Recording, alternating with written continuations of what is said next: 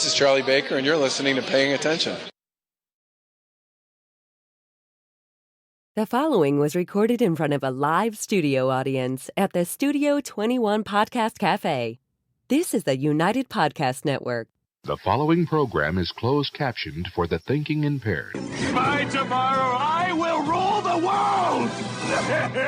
You think he's gone? He's not gone. That's the whole point. He's never gone. Is this some radical new therapy? You see? Well, I must have not been paying attention when you were just talking to me. Do you think that you could repeat the question and I listen more attentively? There must have been something in all of that nothing. It's not letting me share this. Huh. When you were just talking to me, I must have not been paying attention when you were busy slamming the doors. I guess the things that perfection. New Facebook. It's not letting me share this. How about I that? told you they changed things again. Fucking Facebook, man. I hate them so much. I just hate them so much. You have no idea how much I hate Facebook. If I didn't need them so badly. God, it's infuriating. Every week it's something else. Welcome to the Tom gets thrown back in Facebook jail. You're too low. I can't hear you. Don't mind just a little driving. How's that? Is it better? Yes. I will project my We need apology. to hear that sexy voice of yours. I tried. Wait, I'm not causing you any trauma by saying you have a sexy voice, Emma. No, I want to make sure I'm not fine. causing anybody any trauma. I'll still be here next week. It's fine. I won't be going to HR. Wait, I am HR. How does that work? I don't know. We're All right. good. I can only share it on my page. I can't seem to share it anywhere else. So, I guess we'll just start the show. I mean, I guess. It would just be great if Facebook could just get their act together. Multi-billionaires.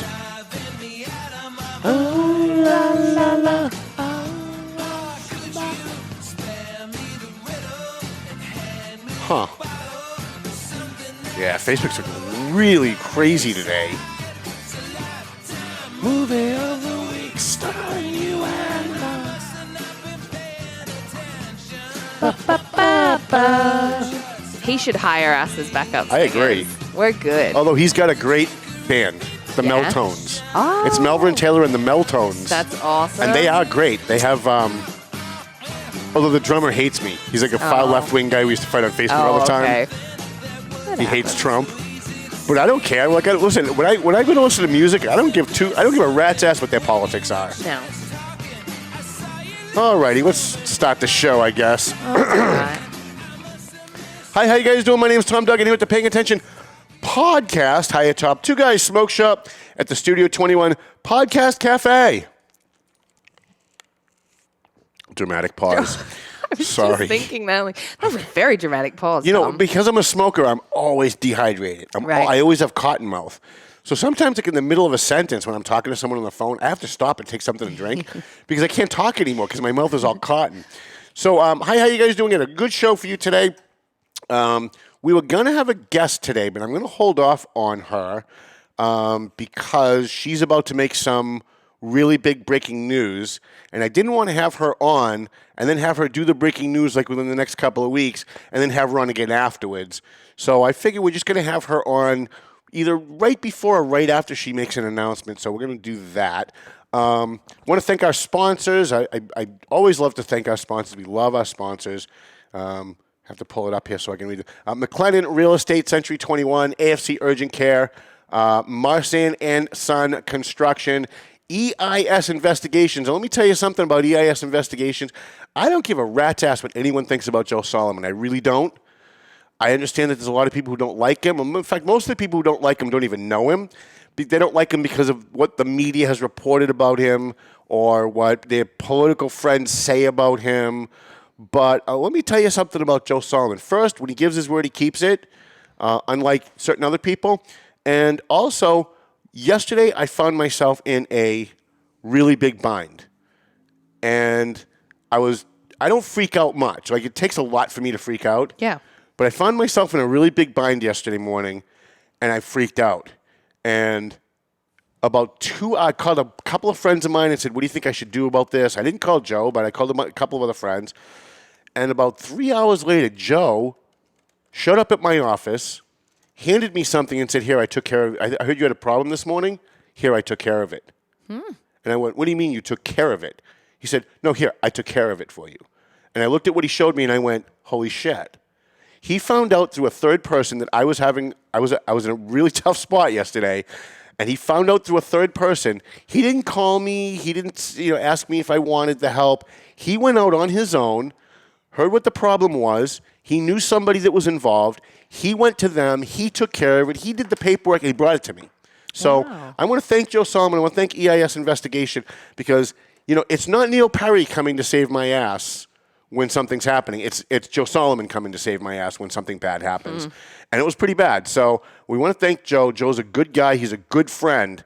And, this is the guy that all my political friends wanted me to throw under the bus for political expediency because he was unpopular and the voters didn't like him because of press reports that he allegedly did this and that. And, I don't throw people under the bus that are my friends. I just don't. Right. And I said to each one of them, show me proof of wrongdoing, I'll write the story. And their answer was, well, we don't trust you to give you the proof. And I said, okay, so you want me to write a story without proof, and you won't give me the proof because you supposedly don't trust me. And then when I don't write the story because you don't give me any proof, you say, see, he's protecting Joe Solomon. So you can't have it both ways. Right. Joe is my friend, but friend or not, if someone was accusing some other cop of something, and they didn't want to give me the proof of what they were accusing me of doing, I'm still not writing that story, Joe Solomon or not. So and after he walked out the door, my friend Nancy came by about an hour later, and she said, I hear you had a tough morning, and I told her what happened. And I said, it hit me as I was talking. I said, you know what? And that's the guy everyone wanted me to throw under the bus. That's the guy that everyone said, if you just go after Joe Solomon, we'll go back to being friends with you. We'll go back to spending money with you. All these city councilors. We'll go back to liking you again. Well, you know what? I don't need any of you guys to like me. I don't need any of you. I don't want any of your friendships. You are politicians. My job is to hold you accountable. It's nice if we can be friends. I enjoyed being friends with some of them. But if the price of being your friend is that I have to fight your battles for you and I have to go after people that you don't like, then that's a price that's too high for me. So I want to thank Joe, and I want to thank EIS Investigations for staying with us. Joe is no longer the police chief. There's nothing more I can do for him. There's nothing more I can do for him at all. And yet he stayed with me.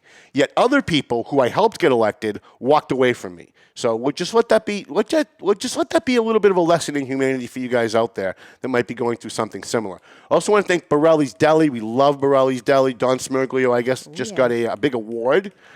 And I was a little hurt that I had to read about it in another paper. Oh. But I was so happy for him that it doesn't matter. I was so happy that he was being lauded and he was being appreciated for the work that he does. As I was kind of irritated when I saw it was like Methuen Life, but then I like the Methuen Life guys too. I like Steve Whipple, so I was like, you know what? It's good for everybody. I'm still going to write about it in my paper a little bit, and we really appreciate what Don does for the community. A&M Auto Body over there. We got Angelo. This is his last week with us for a little while. Over there. He's having the same problem as all the other businesses that are out there. So I'm going to use this as an opportunity to not just promote A&M Auto Body. I'm also going to use this as an opportunity to let you guys know what the Valley Patriot's going to do starting next month. What I realized was calling businesses and visiting businesses and seeing if they want to advertise is that a lot of businesses have the same incorrect perception that because we have to spend all this money on product and trying to get people back to work and plexiglass and all the money we spent on stupid COVID restrictions that, by the way, didn't do anything. That was all a waste of money. You made these people waste all this money. And when I go to them and I say, geez, would you like to promote your business now that you're back open? What are your new hours? They say, geez, but I don't really have a lot of money to be doing advertising. And then it hit me last night. these businesses shouldn't be advertising their new hours of operation for their customers. They should be advertising for help wanted. Yeah. Every business that I talk to, from Romano's to Miller's Tavern to Heavenly Donuts to, I could name another 15 off the top of my head, where business owners or business managers have said to me, we have a ton of customers. We don't have the workers. We don't have enough workers to keep up. Every store I walk into lately, the front doors you walk in, help Help wanted. wanted. And like for almost every position Right, you have. You're like, right. oh, wow. So I decided that, sometimes it's better to go back old school. Sometimes it's better to take a step back, right? Mm-hmm. And I started thinking, when I was growing up, there was a help wanted section in every newspaper.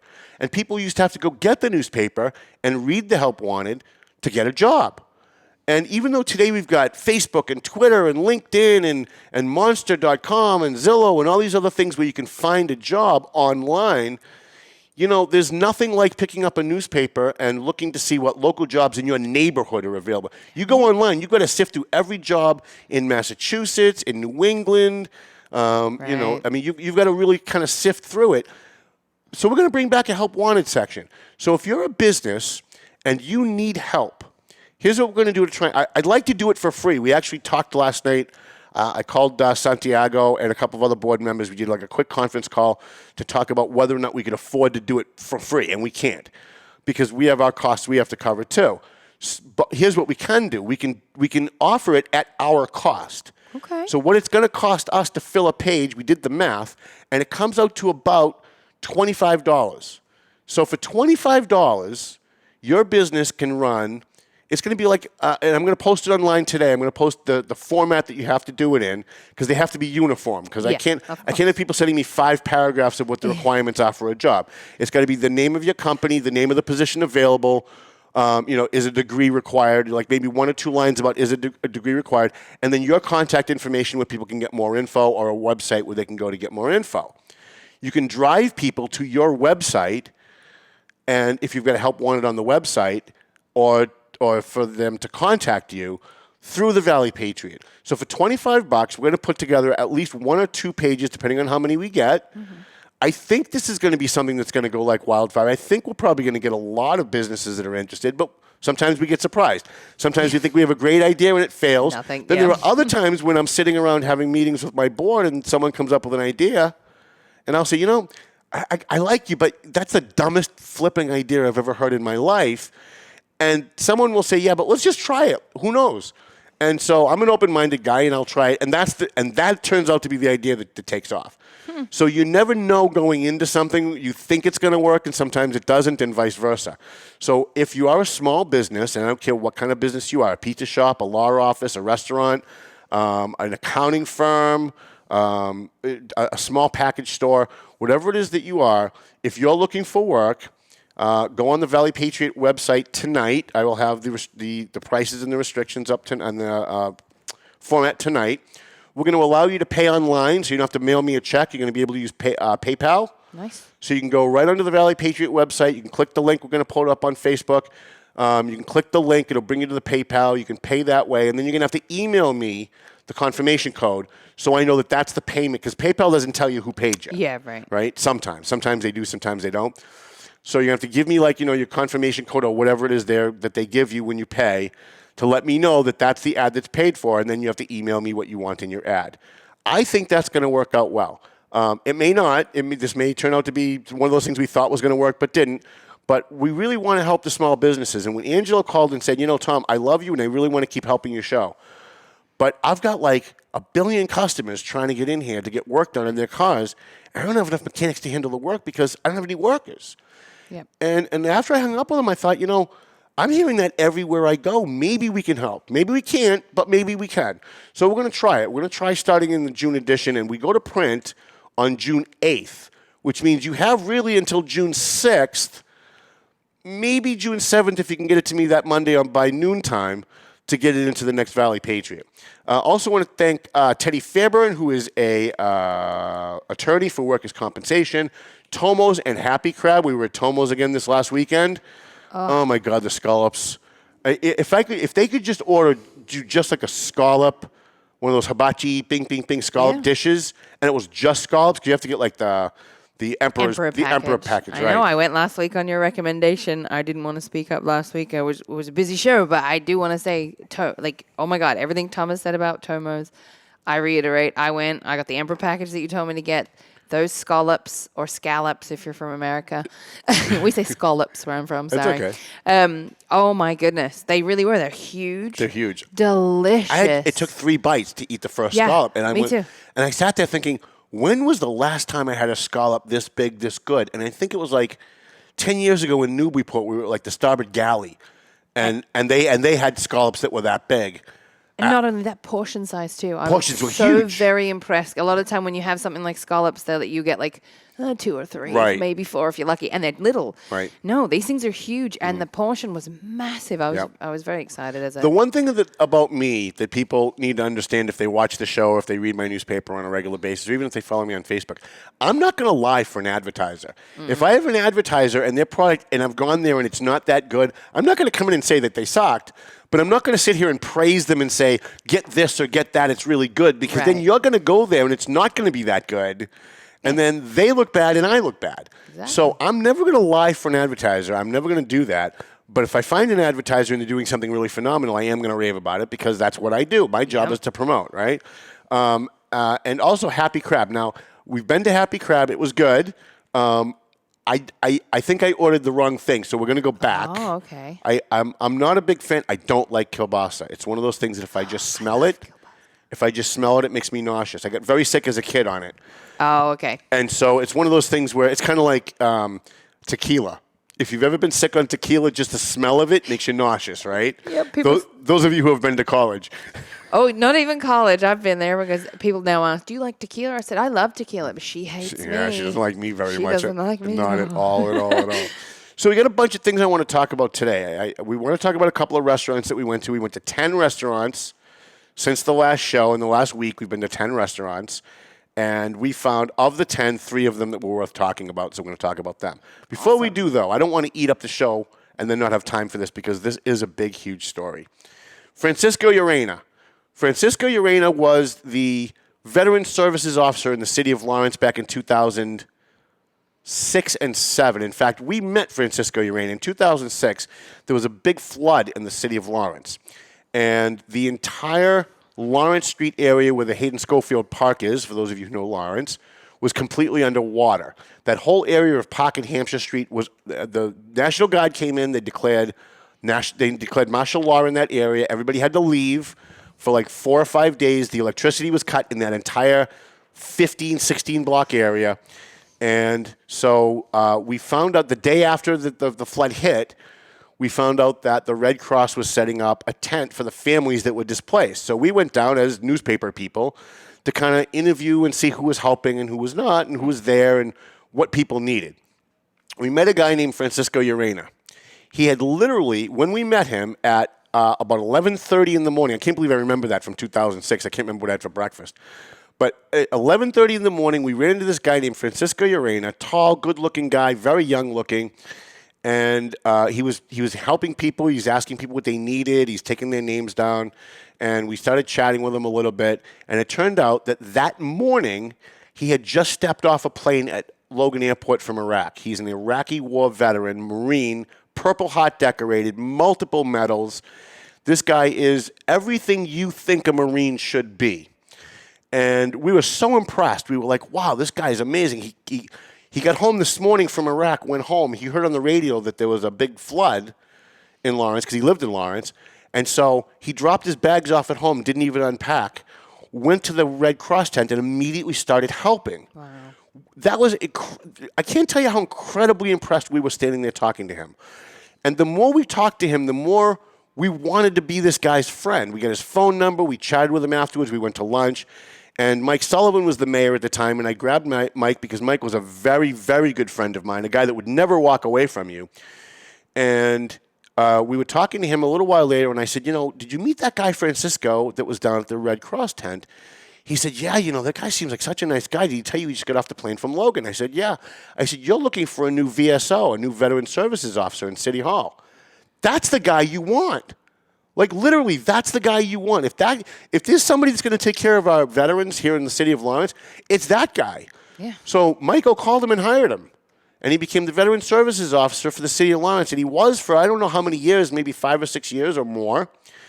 This guy was a hero Marine and served his country and came back and continued to serve his community. Well, you know, it wasn't long before Mumbles Menino, Mayor Menino in Boston, tapped him to be the Veteran Services Officer in Boston because Francisco was doing such a great job here. After that, he remained when Marty Walsh took over, but for a very short period of time because Charlie Baker then tapped him to be the the Secretary of Veterans Affairs for the Commonwealth of Massachusetts. So from 2006 to about 2016, he worked on local, and then he became the Veteran Services, the Secretary of Veteran Services for the entire state. He came to our bash. He didn't have to do that. He moved out of Lawrence when he got the job so he could be closer to work. I think he moved to like Arlington or Bedford or somewhere down there. He came to our bash every year because we honor veterans. He came and does all of when Hoppy Curran does his Vietnam Veteran Memorial dinner every year. He drives up from Boston every year. He comes, he pins awards on guys. He's done such an amazing job for our veterans. I can't think of anybody else. We gave him a Hero Veteran Award one year. I can't think of anybody else who was better and who could be better at being the Secretary of Veterans Affairs in the Commonwealth of Massachusetts. So I was heartbroken, beyond heartbroken. I think I might have even cried a little bit. Last year, when COVID hit, and we found out that over 100 veterans at the Holyoke Soldiers Home died in the nursing home because they kept putting people with COVID from the hospital back into the nursing home. I was even more heartbroken when my good friend Charlie Baker, and he is my friend, I don't agree with him on this, and I know a lot of people hate him for it, but when Charlie Baker forced him to resign and publicly blamed him for what happened at the Soldiers Home. To blame a guy that had no blame, to save your ass politically, and I don't know if he was listening to his friends, who aren't really his friends if he was listening to them. I don't know who he was listening to, or I don't know if he let somebody else make the decision and he just went along with it. But my friend Charlie Baker allowed his staff not just to force Francisco Urena to resign in the middle of this scandal, which makes him look guilty, right? That was the purpose. Make him resign, then he looks guilty, and then the press is off us because the governor's really the one in charge. So when this happened, I called Francisco. He refused to talk about it. He said, Tom, I'm going to get sued, and you've been sued. You know what happens. You get in a deposition, and the first thing they say to you is, who'd you talk to about it? And then they'll subpoena you in and ask you what I said to you to see if they can get you to trip up and get you to say something bad about me or get you to say something that I didn't say. So I'd love to tell you the story, Tom. I'd love to talk to you, but I hope you understand I can't. So I said, that's fine. I have other friends that work in the Baker administration. I'll call them. So I called them, and here's what I found out. And this is 100% true because I verified it. The governor called Francisco Urena the night before and said he wanted to meet him in his office the next morning at 8 or 9 o'clock in the morning. Francisco thought he was going in to talk to the governor about how they could fix the problem at the nursing home. Instead, he was not met with the governor when he showed up at the governor's office. He was met with two of the governor's flunkies who had already written up his resignation, handed it to him, and told him to sign it. Okay? Now, is that being fired? Because I've been fired from a couple of jobs where I was told to resign, and that's really kind of the same as being fired. He was fired. The headline the next day, Francisco Urena resigns, but really with that whole slant of, because he's probably guilty.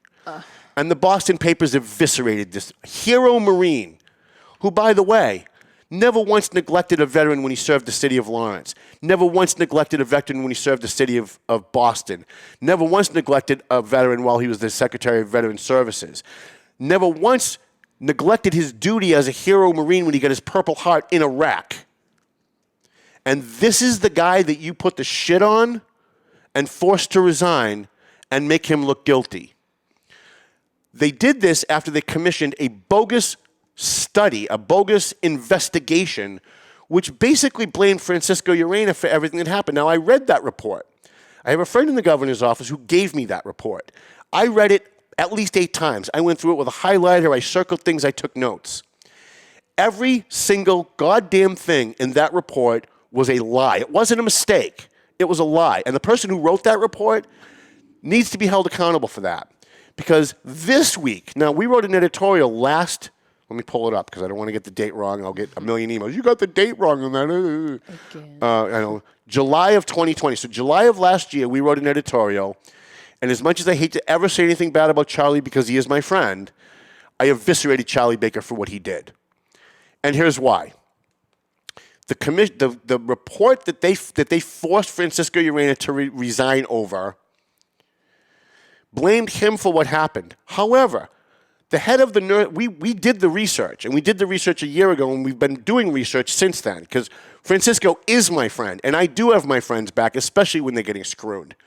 The head of the nursing home in Holyoke was not appointed by Francisco Urena, and he didn't answer to Francisco Urena. I'm going to say that again. The guy who made the decision to put people with COVID into that nursing home and caused the deaths of over 100 of our hero veterans, some of them World War II veterans, that stormed the beaches of Normandy for this country, was not appointed by Francisco Urena and did not answer to Francisco Urena as the Secretary of Veteran Services. In fact, he answered to a board that was handpicked by Charlie Baker. And he was nominated by Charlie Baker. So Charlie Baker nominated this guy to run the soldiers' home in Holyoke, where the veterans died, and the guy had zero experience running nursing homes. It was a political appointment.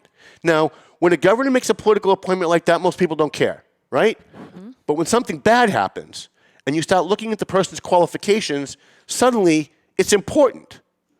And so if anybody's going to take blame for what happened at the soldiers' home in Holyoke, it certainly should not have been Francisco Urena. It should have been Charlie Baker. Charlie Baker should have come out and said, I'm the one who appoints the board that runs that nursing home, not Francisco Urena. I'm the one that appointed the guy that ran that nursing home that was approved by the board, not Francisco Urena. And I'm not going to let it, this is the home run he could have had. I'm not going to let a hero Marine take the blame for something he didn't do. Charlie, if you're watching, and I know he does watch the program because he sends me emails once in a while because he laughs, he thinks my show is funny. That's the home run you could have had. You could have stood up for a hero Marine and said, no, I don't care what public opinion, people in Methuen, are you listening? I don't care what public opinion says. I don't care that the media is making him look guilty. I know that he's not guilty, and I'm not going, and if I have to take the hit, the buck stops with me, I'm the governor. Yeah. You know what? Democrats who hate Charlie Baker would have respected that. The Republicans that I have on this show on a regular basis who eviscerate Charlie Baker, who hate him, the conservatives hate him more than the liberals, believe it or not. They would have respected that. I would have respected that. But instead, Charlie Baker took the coward's way out. And Charlie Baker let his staff, not himself, sit with Francisco Urena and force him to resign. I think at the very least, Charlie Baker should not have pulled a Neil Perry. Charlie Baker should have sat down one-on-one and had a conversation with him and talked to him about maybe you should resign, maybe we should do this, and maybe you could have come up with something else, another solution. But instead, they thought, we'll blame Francisco, we'll throw him under the bus, the stories will eventually kind of go away, and some other scandal will pop up, and then everybody will forget about it, and the governor won't be held accountable. Well, you know what? I'm here to hold the governor accountable today, and it hurts me to do it, because Charlie's my friend, and Francisco's my friend. And I think they've both kind of been friends of mine about the same time. I think I met Charlie Baker back in 2004 or 2005, like right around that time. So they've both been my friends for almost the same amount of time. Although I'll admit that I'm closer with Francisco, because it's kind of hard to get the governor on the phone just to chat, right? Right. But Charlie came to all of our bashes before he became governor. He's been very good to the Valley Patriot. He's been very good to me. But I got to call it the way that it is. And the way that it is Charlie, you screwed up. And so now, the Boston Globe this past week has exonerated, finally, Francisco Urena and put the blame where the blame belongs. The guy who ran the nursing home, the board that approved the guy on the nursing home, and square on where the buck stops, Charlie Baker. Now, Charlie Baker still has a chance. You know, one of the things that always bothers me is when someone does something wrong, and people get mad at them. They figure, well, they're mad at me anyway, so why should I bother trying to correct this? Right. No, there's always a chance to make something right, always. Charlie Baker can still do the right thing. He can still publicly apologize to Francisco Urena and offer him another job. He can still do the right thing and make it right. Look, when you do something wrong, Neil Perry, pay attention. When you do something wrong, when you do something bad to someone, even though you might think you would right at the time that you did it, but you find out that what you did was probably not a good thing, there's always time to make it right. And when I do something wrong, I don't just apologize to listen, let me give you a great example. I'll humiliate myself a little bit. Joe Bevilacqua was head of the Chamber of Commerce, the Merrimack Valley Chamber of Commerce. The guy's always been nice to me. I was really miffed at something that he did as a city councilor in Haverhill one day, and I was talking to somebody, and I was kind of bad-mouthing the guy, not realizing the guy that I was talking to was a really good friend of Joe Bevilacqua's. So the guy that I was talking to said, you know what? Joe's my friend. I don't want to hear that. And he walked away from me and hasn't spoken to me since, by the way. I felt so bad after that. And Joe will tell you this. I drove to his office, asked to see him. I had no appointment. Asked to see him. His office on Essex Street in Lawrence. And this was very recent. This was like a year ago. Went in, told him what I did, and apologized profusely. And then I said, an apology is not enough. Look, I became a Jew because I believe in atonement. I believe when you do something wrong, you atone for what you did. You don't just apologize. You do something to make it right. So I said, Joe, you know what? Here's what I'm going to do for you. I appreciate that you've accepted my apology, but it's not enough. If the Merrimack Valley Chamber sends me your calendar events every month, I will put it in the paper every month and I won't charge you. And for the last year and a half, we've been putting the Merrimack Valley Chamber events in the Valley Patriot without charging because I screwed up and I wanted to make it right. And even though I've kind of made it right now, I don't really have to give them that anymore. I still do it. Charlie Baker, you've got the chance to do the right thing. You have the chance. You have the chance to not be Neil Perry. You have the chance to not be Dan Rivera. You have the chance to not be Kendris Vasquez. You have the chance to do something right and gain the respect of some people who have lost a little respect for you over this issue. One of those people is John McDonald, who is a hero Air Force veteran who I can't think of anybody who campaigned harder for Charlie Baker than John McDonald. John McDonald spent a lot of money and raised a lot of money. And when I say a lot of money, I'm not talking thousands. I'm talking like tens of thousands of dollars that John McDonald helped raise for Charlie Baker when he ran both times. Actually, all three times, because the first time he lost. He's all over Facebook with a petition, a signature petition, trying to get people to sign, and I'm trying to find it. I thought I posted it, but if I didn't, I will post it after the show. I guess it's not here, but I will post it after the show. He's got an online petition going demanding that Charlie Baker not resign. He could have said, you know what, Charlie should resign for this. And you know what? I don't think I could blame him if he did. But he's not doing that. He's trying to give Charlie a way out. He's trying to give Charlie a chance to make it right.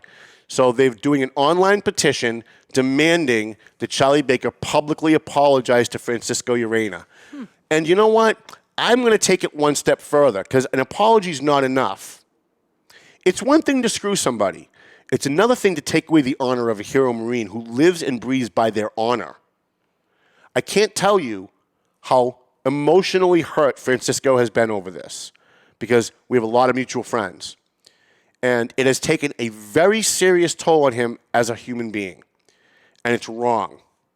So I'm gonna end this conversation by saying to Charlie Baker, or anybody who's around Charlie, I know Lenny Mira, you talk to him all the time. I know Lenny watches the show faithfully every week. I know that Kevin Leach talks to him all the time. I know that I know Bruce Tarr, who watches the show. He sends me an email every single week.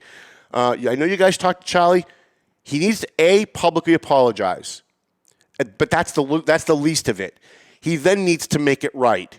You either rehire Francisco Urena as your Secretary of Veteran Services or you find a better job for him. And not a job that he can lose if the next governor comes in. Not one of these political jobs. You need to make it right to this guy. You need to make it right. And he's still being sued. He's still being named in the suit. And now we're all pretty sure that's going to be okay for him. But because he's named in a suit, he was going to come on the show today. We were going to have him on. We're going to have him Zoom in. But he said, Tom, I still have this lawsuit. And anything that I say on your show, you know what they're going to do. They're going to take it, they're going to twist it, they're going to get me in court, and they're going to try and make it look like I said something that I didn't say or that I meant something that I didn't mean. I just can't do it. And that breaks my heart because if you could hear him tell this story, I don't do it justice. If you could hear him tell this story, it would make every single person on this audience cry. It really would. There's nothing that hurts me more than to see a good person getting screwed. Yeah. I'm a good person, and I get screwed a lot. So I know how it feels. When I see someone else's honor being called into question, not just called into question, but eviscerated by the governor who's supposed to have your back, that's just something so wrong about that. I could probably just sit here and talk in incomplete sentences for the rest of the show just on this topic. Because that's how much it bothered me then, and that's how much it bothers me now. How do you transition from that into talking about restaurants? Yeah, Right? Well, just like that. We A do have clean some segue. We do have some elections coming up. Yes. So we learned 2 days ago that even though the state election's not this year, it's next year, that my favorite state elected Democrat, Suzanne Bump, the state auditor, who we've talked about numerous times on this show, has announced she is not running for re-election. And that was very sad for me because I don't have very many Democrats that I support at the state level because most of them are left-wing lunatics who have long sold us out. However, Suzanne Bump is also a left-wing lunatic, but she hasn't sold us out. And so I'm okay with someone being a left-wing lunatic. Like, Suzanne Bump is so liberal that she thinks Elizabeth Warren is too conservative. Like, she thinks Bernie Sanders isn't liberal enough. That's how liberal she is. However, as an auditor, she has done a fantastic job as an auditor. She has saved the Commonwealth millions and millions of dollars just in the welfare program alone by finding the fraud that they have found, and continues to do audits of social service programs in the Commonwealth of Massachusetts. And by the way, no auditor before her would do that. Even my good buddy Joe DiNuccio, when he was auditor, would not audit the welfare department or any of the social services department because it pisses off their party. Because their party doesn't want... The Democrats say there's no such thing as welfare fraud, just like they say there's no such thing as voter fraud. So if a Democrat auditor comes out and does an audit and shows that there's welfare fraud, it makes them kind of look bad, doesn't it? Mm-hmm. Well, Suzanne Bump came in and one of the first things she did as state auditor was she audited the welfare department. And she found a ton of fraud. And the governor back then, Patriot, called her a liar on the front page of the Globe. So you know what she did? She didn't fight back and say, no, you're a liar, no, you're a liar, no, you're a liar. And they didn't go back and forth. She took some of her discretionary money in her budget. She hired a third-party firm to re-audit the welfare department, and they found more fraud than she found. And so she rammed that up Governor Deval Patrick's rear end and said, okay, so you think I was wrong? You're right, I was wrong. There's more fraud than what I said there was before. So that's the kind of Democrat I am always going to support. I am not a partisan guy. Those of you who send me hate mail, and I get them almost every day, you right-wing Republicans, I'm not a Republican. I voted for more Democrats in the last state ballot than I voted for Republicans. I did. And you'll know that if you just go to my Facebook page and look at the photo gallery. It's me with Suzanne Bump. It's me with Diana DiZoglio. It's me with Katie Ives. They're all Democrats. So Suzanne Bump's not running for re-election, and that was really a little heartbreaking for me because I don't want her running for governor. She's too liberal to be governor. Yeah. And I don't want her to be a state rep or a state senator because she's way too liberal to be a state rep or a state senator.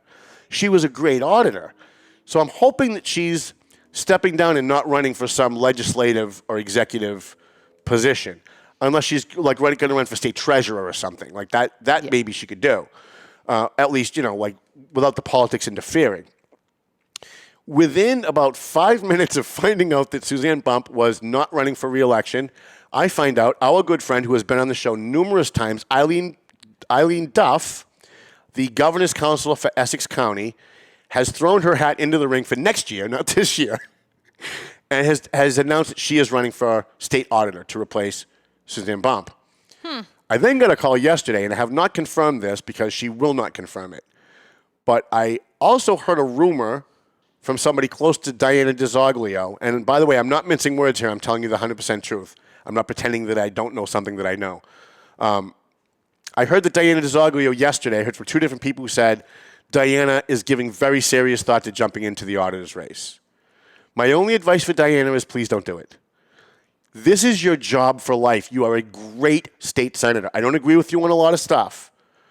But when it comes to bringing money back to the local communities, when it comes back to helping the local neighborhoods, nobody's a better state senator than Diana DiZoglio. And it's her job for life if she wants it. There's no one that can beat her. She's built up credibility in every community she represents. Everyone, I shouldn't say everyone loves Diana.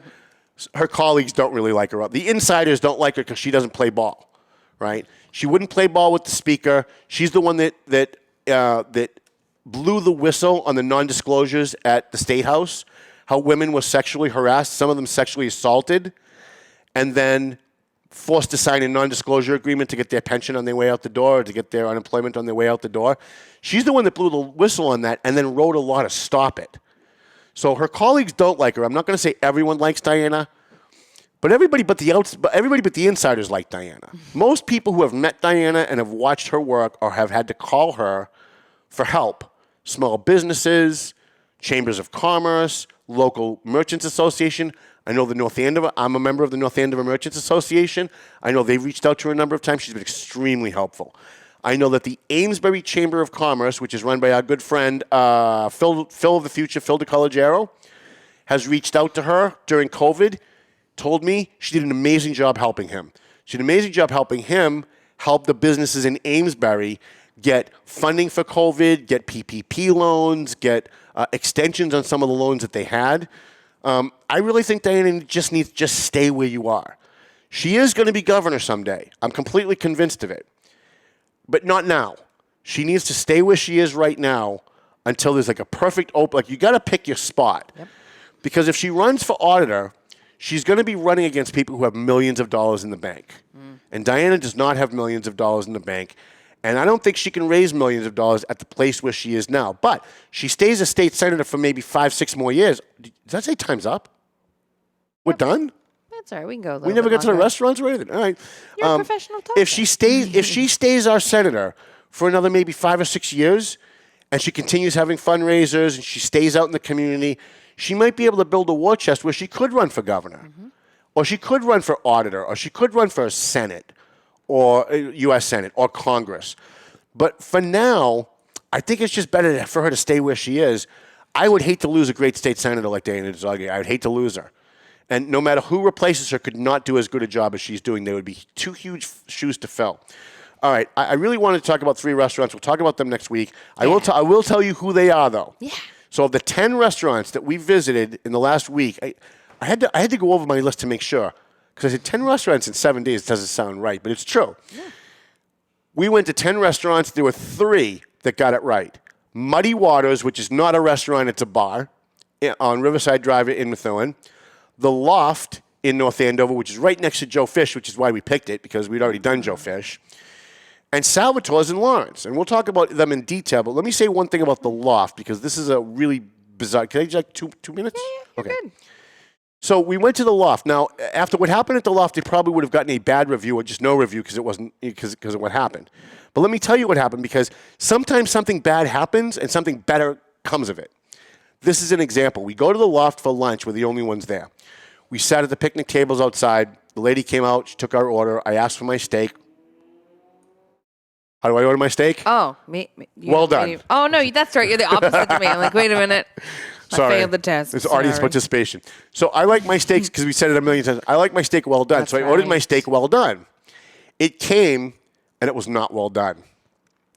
So my heart sank, because I was really looking forward to giving the Loft a good review, because they're having a hard time getting customers, and they're having a hard time getting workers. Until I took my first bite of a medium well steak. It wasn't rare. It wasn't well. It was close to well done, but it wasn't well done. And I looked at it. I cut into it, and I saw the red, and I went, another restaurant. Well, I guess we can't give these guys a good review. Until I took a bite. It was amazing. I've never had a medium well steak that was that good, which is why I ordered them well. Right. Right? So normally I'll say at the end of the meal, I'll say, I ordered a steak well done, and it wasn't well done. And then they always say, why didn't you send it back? And of course, my go-to answer is I never send food back, because I've worked in kitchens and I know what happens when you send food back. And instead of saying that, I said, because I started off with, it was supposed to be well done and it wasn't well done. She's like, why didn't you send it back? I said, here's why. I took a bite. And I've never had a medium well steak this good, and it was that good, then I'm actually going to give you guys a good review. because the potatoes were good, everything else was good, the service was excellent, the portions were good, and I sat there and I thought, they got it wrong, but they still got it right. And I don't know any other restaurant that's gotten it wrong and still gotten it right. So we want to give a free shout out to The Loft. They do not advertise. We're not saying this because they give us money. It's genuine. When we go to these restaurants, we go there, and whether they advertise or they don't, we give them an honest review. Muddy Waters is a bar. It's not a restaurant, but they do have food. We went there one day because we found out that they donated an entire meal to the Methuen firefighters. Right. And we wanted to thank them by spending money there. So we went. I ordered hot wings, I ordered a hamburger, I ordered French fries. The food was excellent. The hamburger and the hot wings was better than at most restaurants that I get. And I thought, I know we're reviewing restaurants, it's not really a restaurant. They deserve it. We're gonna give them a free one. And we'll talk more extensively about Sal's next week. I want to thank all of our sponsors. Who are they? They are here. We'll go back to front. Tomo's Restaurant down here on 28 in Salem, New Hampshire. HS Investigation, who I forgot at the beginning of the show. Harry Investigation. Ted Faber, an attorney at law. He specializes in workers' compensation. So if you got hurt at work, I don't know how because nobody's working, but if you get hurt at work, or if you're out because you got hurt at work, call Teddy Faber, and he does workers' compensation. He'll take care of you. Angelo over there at A&M Auto Body, especially if you're a mechanic, he's looking for workers. Please go to A&M Auto Body. Tell him, say, look, I saw it on Tom Duggan's show that you're looking for mechanics. I'm a mechanic. I want to work for you. Borelli's Deli, where I'm going to get my meats after the show. EIS Investigation and Gun Training. Marsan and Son Construction. AFC Urgent Care. And, of course, our friends at McLennan Real Estate Century 21 in Methuen. It sounds like Melvin Taylor says we got to go home. He does, so go home already. The views and opinions expressed by the hosts, guests, or callers of this program do not necessarily reflect the opinions of the Studio 21 Podcast Cafe, the United Podcast Network, its partners, or affiliates.